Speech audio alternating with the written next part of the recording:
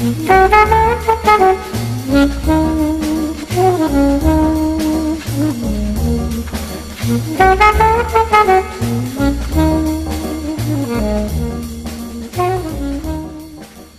I'm Christine Niles, host of Forward Boldly in collaboration with Regina Magazine. I'm bringing you a short conversation with Dr. Joseph Shaw, chairman of the Latin Mass Society of England and Wales. Dr. Shaw is also a fellow and tutor in philosophy at St. Benet's Hall at Oxford University. Dr. Shaw, it's a great honor to have you here. Welcome to the show. Hello, Christine. Now, you're chairman of the Latin Mass Society in England and Wales, and it seems like a very active society with a full schedule of pilgrimages and talks and things like that. And you recently organized a pilgrimage to Our Lady of Consolation in West Grinstead with Bishop Athanasius Schneider presiding, a wonderful bishop. I was wondering, was the event pretty well attended? How did the one-day conference go that followed? Yes, it was very well attended. In fact, Bishop Schneider did over a week of different things with us. So after that Saturday, the following Saturday was the conference, and Monday he led another Latin Mass Society pilgrimage to Ramsgate, where St. Augustine of Canterbury landed, and where they have the shrine of St. Augustine. I understand Dr. Joseph Pearce was a speaker there as well at the conference. Yes, he was. Yeah, he's a lovely man. I had him as a guest on my show. Big fan of his work. Yeah, so am I. I was very affected by reading Literary Converts some years ago.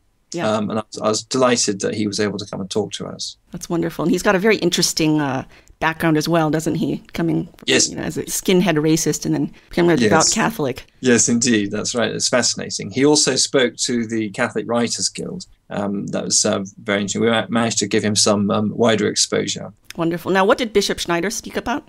He spoke on a number of occasions to different audiences, but the theme he kept coming back to, naturally enough, given his interest, is the reception of communion on the tongue, right. As the most reverent form of reception in the Latin West. God bless him. He's written a wonderful book. I'm sure you've read it, Dominus Est.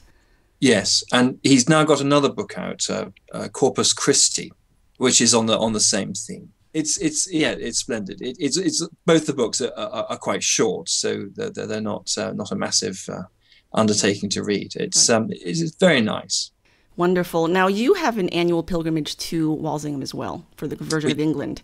How are these? Are these pretty well attended?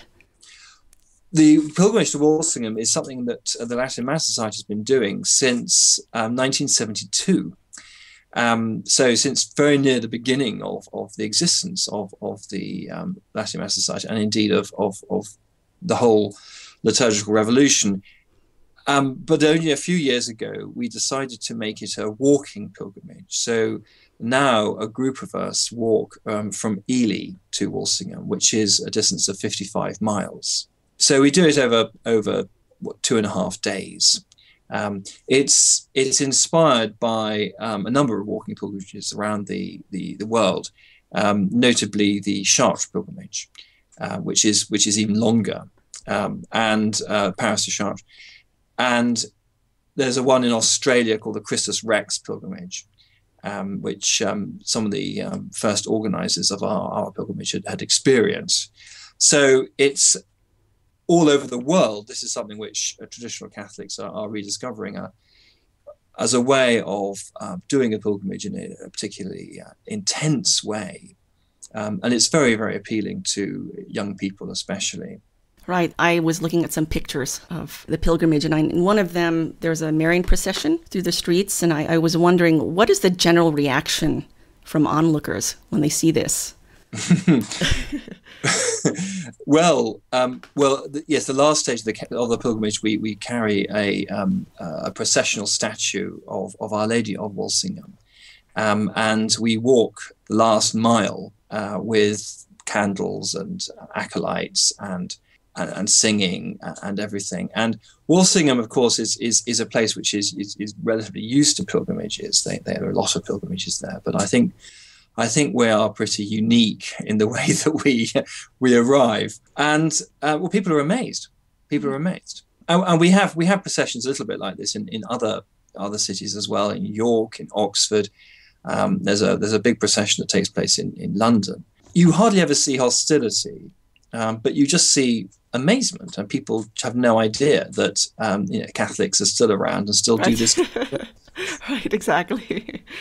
Yeah, I'd especially be interested in people's reactions in Oxford. I think it's such a beautiful thing to have this openly Catholic, very unapologetically Catholic procession through the streets, especially for a place like Oxford. So we had the first one in 2005 when I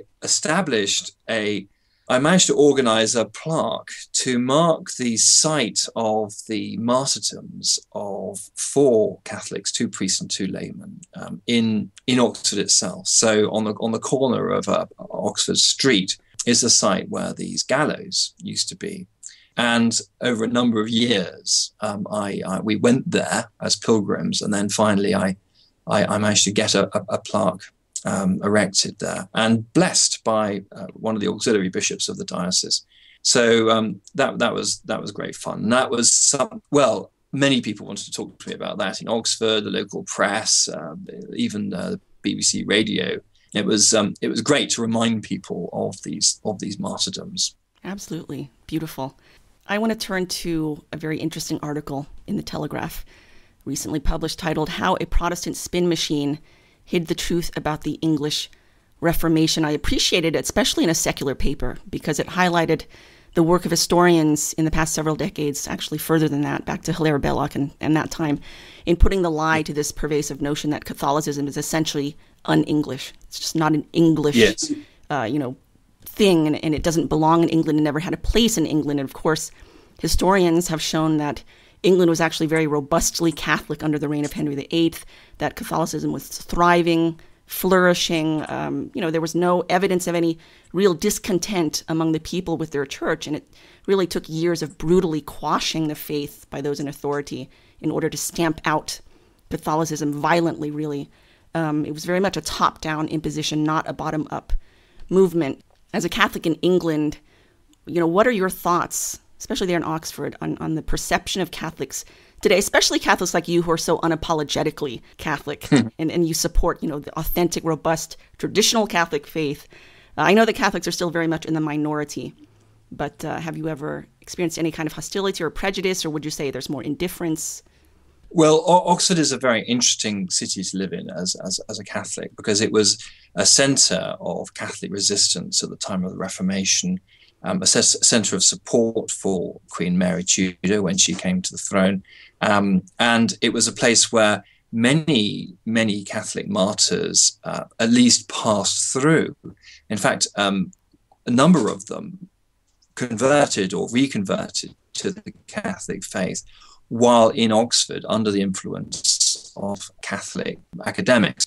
And that includes St. Edmund Campion. So that early era was a time when Oxford was a hotbed of Catholic activity, and that has left its mark. Later on, it was in favour of the king and more favourable to Catholics. Well, I'm recently showing Bishop Schneider around Oxford, and there's so much to show, there's so much to see, evidence from the Catholic past, not just the medieval past, but the more recent Catholic past as well.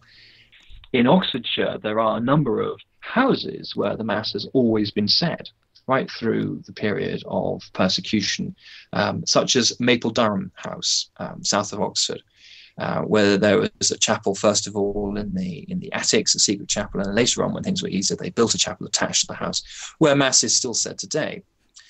And it's through those houses that the Catholic faith was continued in the Oxford area.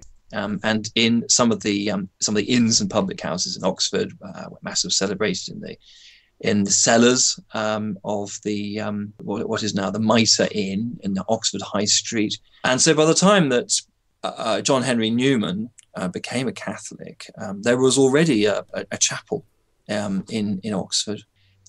Let's turn to the state of the faith in the Catholic faith in England today. And you've written a bit about statistics of Catholic converts in England and Wales between 1913 and 2010, and you have charts, graphs on your blog about this. And just looking at the statistics, it is rather amazing to see the disparity between the huge numbers of converts annually from 1913 to the mid-1960s, and then this enormous drop-off afterwards. And according to the graph here, it says before the mid-1960s, you had anywhere between 8,000 to 16,000 conversions per year. And after that, in the mid-1960s, it dips down to between 4,000 to 6,000 per year and stays that way for about 40 years. And as you noted in your writing, that conversions declined by about 75%, have remained at these abysmal levels since then. So what is your opinion on these statistics? Why was the church so enormously successful in making converts before the mid-1960s, and now she's having such a difficult time?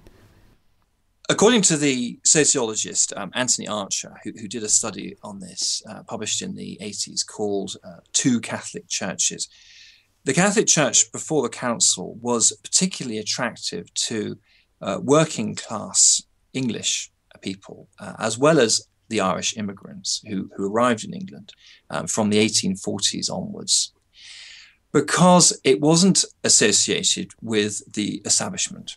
I mean, the Anglican Church has often been called the Tory party at prayer.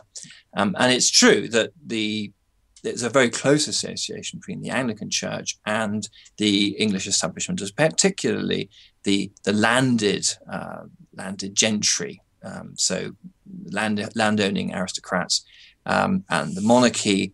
And they saw the Anglican Church as just a branch of the establishment, and the Catholic Church was rather different.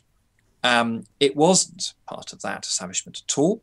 Instead, it offered this kind of contemplative spirituality, which was actually very well adapted to the uneducated people, as well as educated ones. But uneducated people found it the mass of people in a church looking at what was happening on the altar, which was something which is objectively significant, what Anthony Archer calls ritual efficacy. They knew that what was happening on the altar was something which was really making a difference.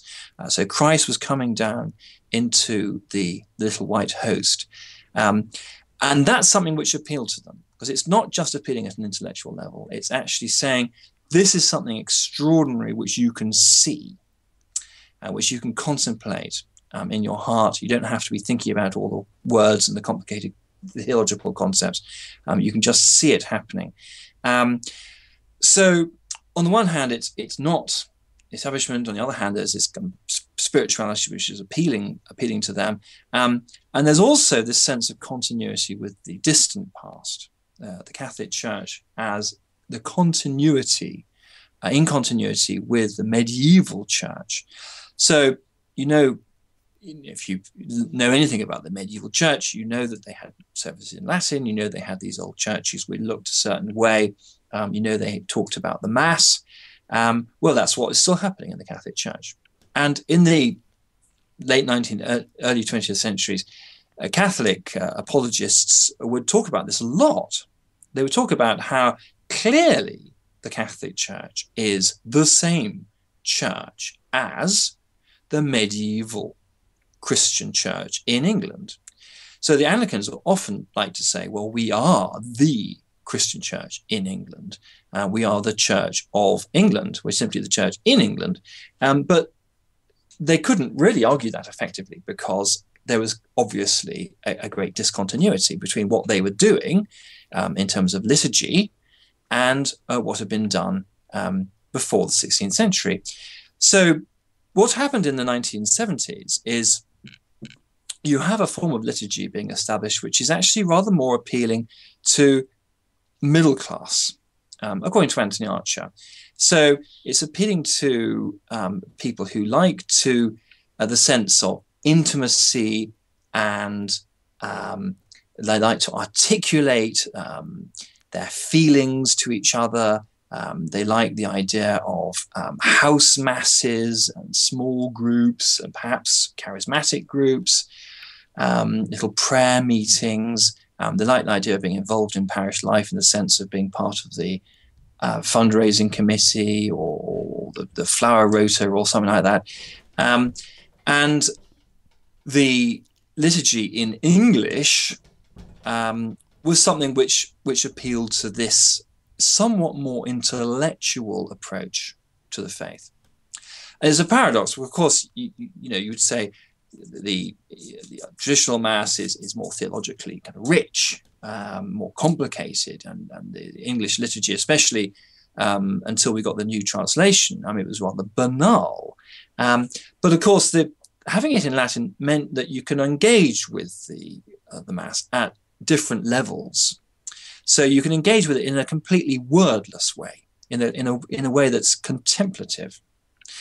You can also engage with it in an intellectual way, if you want to. You can look at your missal, you can read what's there, you can learn about that, and you can go off and study it. But you don't have to. It's not a necessary part of it. Now, the English Mass is telling you exactly how you should engage with it. It's giving it to you in words, often of one syllable, spoken loudly through the speakers in the church. You've got to hear everything, you've got to see everything. They want to control your engagement with the liturgy.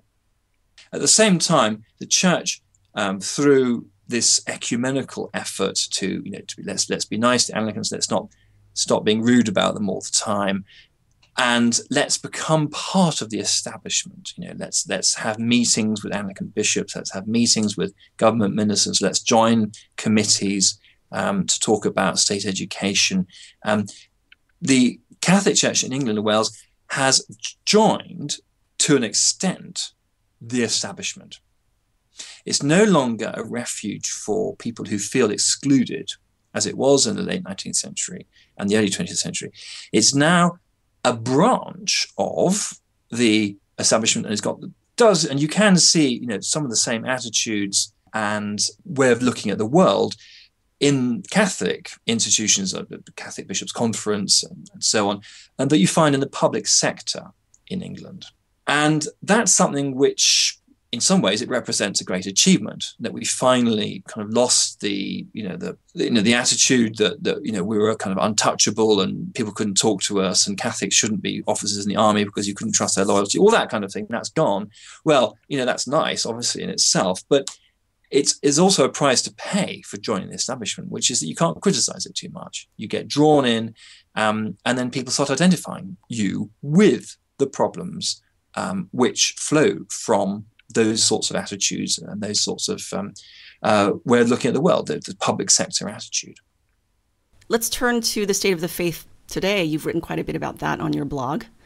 The hierarchy seems to be in a rather, charitably put, they seem to be a bit confusing sometimes over there in the UK. What do you propose to try to bring back a more robustly authentic Orthodox Catholic faith amidst, this decline in the authentic Catholicism? Well, my own focus with the Latin Mass Society is of course, on the liturgy. I think the liturgy is of enormous significance because it's the interface for every individual Catholic with the faith. Even the most intellectual Catholic, or indeed the most unintellectual Catholic, they go to Mass on a Sunday, and that's the primary way that they engage with the Church, and it should be the primary way in which they engage with God, because God becomes present on the altar. And if your private devotions have become more important than Mass, then something has gone wrong. So there's a problem with what happened in the 1960s and 70s, which I think is widely acknowledged now, that the notion of transcendence was deliberately removed from the liturgy and indeed from the fabric of church buildings, the removal of altar rails, bringing of the altar right down into the nave, the destruction of works of art, and so on, was all done deliberately in order to try and make the liturgy seem like more of an extension of ordinary life. The idea was that if liturgy was less dissimilar from ordinary life, then the spirituality could perhaps enter ordinary life. But of course, it didn't work like that. It just made the liturgy less interesting in various aesthetic ways. And also, it ceased to convey the transcendence of God, the holiness of God, the otherness of God. And if you don't have that, then, well, what do you end up believing in? You end up believing in a God who isn't out there able to help us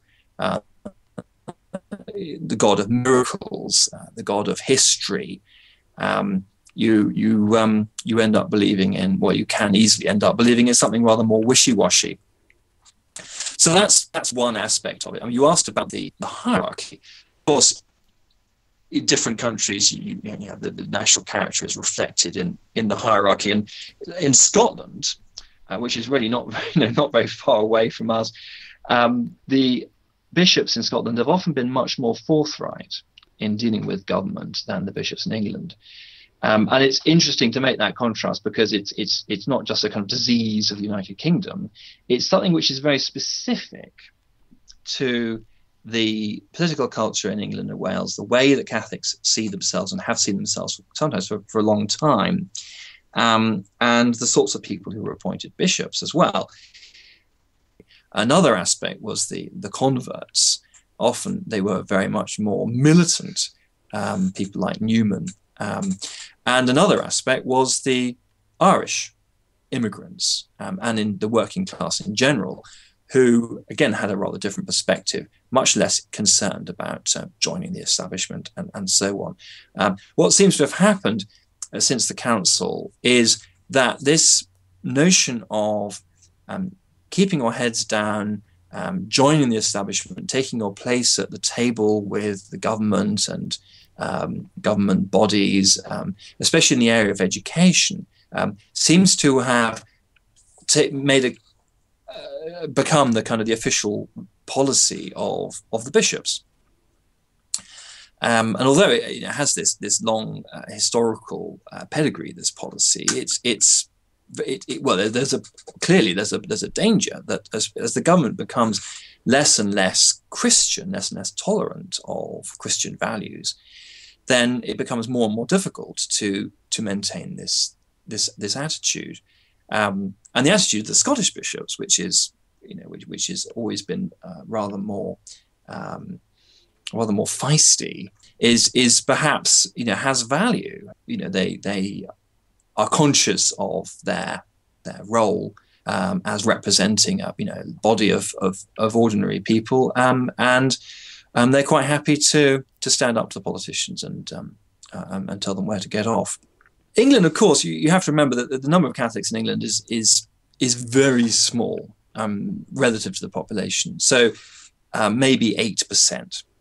It's more than that in Scotland. Of course, the total population in Scotland is very low. But thanks to Irish immigration, there's a much bigger proportion of Catholics. So in Australia, in the United States, I understand that the Catholic population is 25% of the total.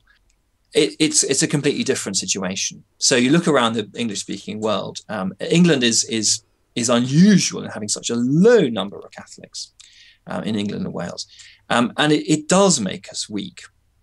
It's true that we there are things we can't do. So there is nevertheless a danger in trying to be too nice to the government, even if you think that you're in a delicate situation, because these politicians increasingly have no sympathy at all with the church, with Christianity in general, with the idea of church institutions like schools, and they will simply take whatever concessions you offer them and then come back for more. Right. One of the news items that has reached over here across the pond is the closure of the Protect the Pope blog over there. And I know you've written a little bit about Deacon Nick Donnelly, and you've also spoken a little bit about a double standard between the way that he has been treated by his bishop versus the way perhaps other outspoken clergy with their own blogs have been treated. So do you see a large double standard from the bishops over there? Well, yes. I mean, the comparison I made was Deacon Nick Donnelly has this blog, which was very much a place for him to put information. There wasn't a great deal of commentary. It was just he would reveal information about things, information he found out or other people had sent him. And although you could read criticism into that, he wasn't calling people names and things. And I compared that to as a particular Catholic priest, in fact, a Monsignor, who writes an article every week in the Catholic Times in England. And in fact, week after week, he writes this thing, and he's a liberal. This column that he produces is embittered. It contains insults against bishops in England and Wales, against other prelates in Rome, against institutions, Roman departments, and he rails against the new translation of the English liturgy and that sort of thing. And it's obvious that on objective criteria, there's more of a problem with this man, who's called Monsignor Basil Loftus, than with Deacon Nick Donnelly. But clearly, the English bishops are more comfortable with criticism, even when it's directed to them, even when it's, as I say, intemperate, calling them names and things. They actually don't mind that so much. They're much more worried about the rocking of the boat by someone like Deacon Nick Donnelly. Now, as soon as you start making these comparisons, people pop up and say that, Deacon Nick Donnelly did something specific wrong and is unique. But the fact is that this is a wider pattern. And I've seen it many times in the context of when conservative Catholics point out to their bishops problems like liturgical abuses or problematic materials being used in Catholic schools to teach the faith, and things like that. The bishops don't really want to know. Even bishops who you think, they must agree with you, you find that they'd rather you just went away. And sometimes they tell you that they'll deal with the problem, but then they don't deal with the problem. And they just want conservative Catholics to be quiet. I'm not thinking of any particular bishop here. I mean, it's just this is a kind of general feeling over the last 20, 30, 40 years that the bishops don't like criticism, even when it's discreet, from conservatives. But they're willing to put up with enormous criticism from liberals. And that seems very paradoxical because often these bishops, in fact, are not themselves particularly liberal. As far as their personal views go, as far as one can establish, they're actually rather more conservative in their thinking. But they're more comfortable with the liberal criticism. And there are a number of reasons for that, I think, to do with their approach to dealing with the problems in the church. They don't want conservatives to be telling them what to do. They think, well, I'm the guardian of orthodoxy, I'm the bishop. I will decide what issues of dissent or bad school textbooks or liturgical abuse or whatever it is to deal with in the order which I think is most prudent. I will tolerate the ones that I think have to be tolerated, and I will, not tolerate the others. And I don't want anyone telling me my job. Indeed, these people who are making these complaints are making it harder for me to do the job in the way I want to do it, because they're drawing attention to things that I want to ignore, perhaps for complicated political reasons. And perhaps they're not helping me with the specific things that I am trying to deal with. But above all, I want to do things behind the scenes. I want to deal with problems behind the scenes, not make a great big fuss. And I don't want other people to realize that there's a problem at all, if I can help it. Perhaps there's a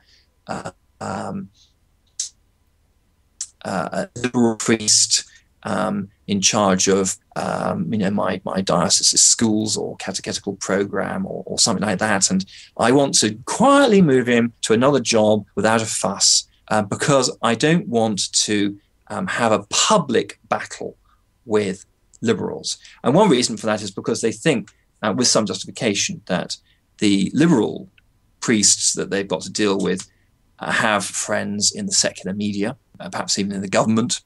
If they did make a public fuss about this, then there'd be lots of consequences for them, and it'd be very embarrassing. So we have a paradoxical situation where even the more conservative bishops, they just want conservative Catholics, lay Catholics, or often who form themselves into little groups to try and deal with these problems. They just want them to go away. And if you keep saying that to your own supporters, then it's very demoralizing. And of course, the situation gets worse. Now, on the flip side, have you experienced any support from bishops for the Latin Mass Society, your work and your mission? The Latin Mass Society is obviously about the liturgy. And I personally take a lot of interest in these other issues. But the way that our own apostolate is trying to help the situation is through the liturgy. Now, 10 years ago, 20 years ago, a lot of bishops thought that the traditional liturgy was a dangerous aberration, which had to be kept out of their diocese as much as possible, because the theological implications, the emphasis on transcendence, the ideological association of the traditional liturgy with more conservative Catholics, they're all things that worried them. So they try to kind of stop it. Now that since Summorum Pontificum, and God bless Pope Benedict for that document. Since Summorum Pontificum in 2007, the situation has very much changed. It was slowly changing before that, but since then it really has changed. And nearly all the bishops now are really very happy for us to do what we want to do. In fact, I would say all of them are perfectly happy for us to, for example, have a big pilgrimage in their diocese. So, for example, Bishop Schneider visited 4 different dioceses in the course of his short tour last week. And he's a man who likes to do everything by the book. So he said, we must get permission from every single bishop of the diocese where he was saying Mass, quite rightly. So we did. And there was no problem. And I was, I knew there wouldn't be a problem. Why shouldn't any of these bishops want him to say Mass? It was just fine. Now that perhaps would have been different 20 years ago, but now it's absolutely fine. So I think they've taken the view now that the world doesn't come to an end if you have the occasional traditional Mass right. In your diocese. That's enabled us to expand our work in a very positive way, and to do so in a way which is not doesn't involve trench warfare with bishops or priests or something. Basically, if we want to have at least a one-off Mass somewhere, we simply ask. We write to the shrine custodian, whoever it is, and he says, yeah, okay, I'll book you in. And that's that. Having regular Masses, that's more complicated. But I think, to be fair, in nearly all, not perhaps all, but in nearly all dioceses, the difficulty with having regular Masses is perfectly genuinely one of, there aren't enough priests who know how to say it. The churches are very busy. They have a lot of Masses on. It'd be difficult to move things in order to make a better time for traditional Mass, and that sort of issue, which is perfectly understandable. So that's the basic thing around the country. But we also are finding that some bishops are becoming really quite interested and genuinely friendly and enthusiastic about the traditional Mass. I wouldn't say that there are lots of bishops who are now kind of saying it all the time, but they've realized that it has a potential. This example of this is a couple of years ago, Bishop Davies of Shrewsbury, he was just appointed. He brought the Institute of Christ the King into the country to look after one of his churches, the St. Peter and St. Paul in the Wirral. Now, this church had been a huge headache for the diocese under his predecessor. Essentially, they tried to close it down. It was a great historic church. The local Catholics were very, very upset about it being closed down, and so were the government bodies concerned with heritage and architectural monuments and all that sort of thing. So they couldn't close it down. It was in a bad state of repair. They were having one Mass a week in it just to keep it going. No one knew what to do with it. The parish had been taken away, and it was just a kind of problem. And Bishop Davies realized that he could solve this problem by bringing in the Institute of Christ the King. Now, the Institute of Christ the King is one of the institutes founded after 1988, exclusively committed to the traditional Mass. But they've gained themselves quite a reputation, especially in America, for taking over historic, beautiful churches, raising a lot of money to repair them and make them as beautiful as possible, and then looking after them very, very well. So Bishop Davies realized this is actually a way to solve a problem for his diocese, to save this historic church. So to get the basically to get the local Catholics off his back, to get the heritage people from the government off his back, and to do something which was positive for the diocese. So he's given it to them, and he's asked them to make it a shrine for the veneration of the Blessed Sacrament and to pray for vocations. And they're doing that. I mean, to cut a long story short, everyone's happy. So much so that another bishop has just announced a few weeks ago that another church is going to be given to the Institute of Christ the King. Another church which was of enormous historical importance in a place which was, because of shifting populations, the local congregation was much diminished. You need something rather special there to make this church work. St. Walburg's in Preston, and he's given it to the Institute of Christ the King. And I say given, I mean he's there going to look after it, and this is amazing. These are bishops who've actually decided that the traditional mass and the kind of the priests and orders and associated with it have something positive to contribute to their diocese, and that's something which is wonderful, absolutely wonderful. I mean, I know I can't express my joy that this idea has taken root. And I didn't know much about Bishop Davies before he became Bishop of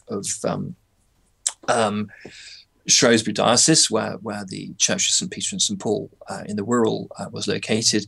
But he wasn't a kind of known traditionalist.